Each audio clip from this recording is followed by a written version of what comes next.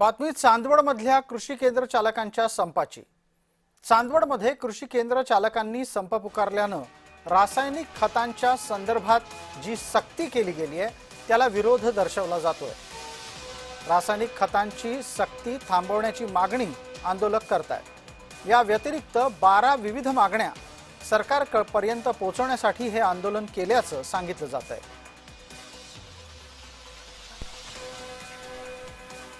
असलेले लिंकिंग आमच्या सर्वांच्या गोडाऊनला आज पडलेलं आहे। उदाहरणार्थ युरिया बरोबर तुम्ही नॅनो युरिया घ्या, नॅनो डीएपी घ्या, 1846 बरोबर नॅनो डीएपी घ्या, नॅनो युरिया घ्या, ते विकायला घ्यायला अडचण नाही। परंतु शासनानं या नॅनो युरिया असतील, नॅनो डीएपी असतील याची मोठ्या प्रमाणात जाहिरात केली पाहिजे, शेतकऱ्यांपर्यंत पोहोचलं पाहिजे, शेतकऱ्यांना सांगितलं पाहिजे।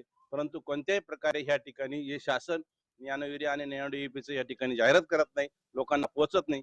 त्यामुळे मोठ्या प्रमाणात आमच्या गोडाऊनला लिंकिंगचं मटेरियल पडलेलं आहे।